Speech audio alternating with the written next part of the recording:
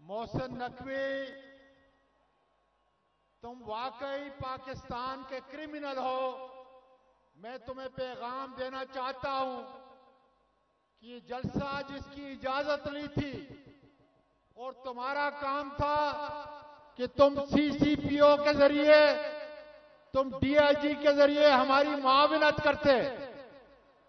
अदालत ने हमें इजाजत दी, हाई कोर्ट ने हमें इजाजत दी, लेकिन 2 बजे से लेकर 7 बजे तक तुम मुझसे वादा करते रहे कि तुम सारे कंटेनर मेरे लाहौर और लाहौर से बाहर आने वाले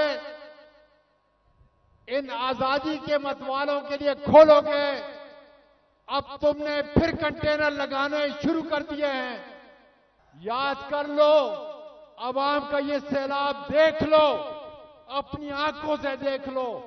इंशाअल्लाह ताला आजादी के इज्मत वालों को कोई रोक नहीं सकता और इंशाअल्लाह इमरान खान की क़ियादत में आजादी तुमसे लेकर रहेंगे।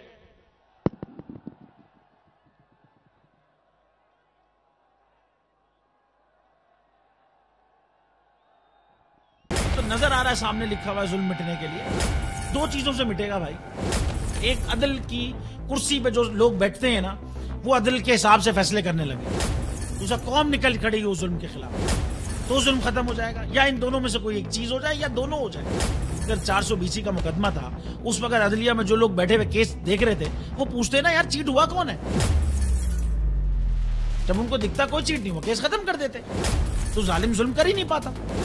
9 जजेस ने नोट बिफोर किया मेरे केस को यार, 1.5 साल चला। शख्सी जमानत का केस, सेम केस इस्लामाबाद में कर दिया। एक ही इल्जाम पे 2 केस हो नहीं सकते भाई।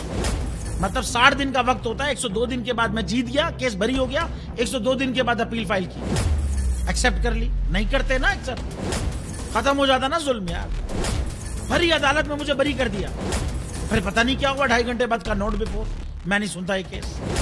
खड़े रहते अपने फैसले पे, मिट जाता जुल्म। अल्लाह ताला ने बिठाया इस कुर्सी, इन कुर्सियों पे इनको यार, ये अल्लाह ताला की तरफ से फैसले करने हैं।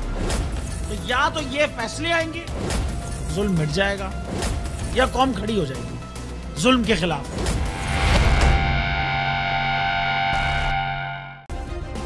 सब्सक्राइब करें और बेल दबाएं ताकि कोई खबर रह न जाए।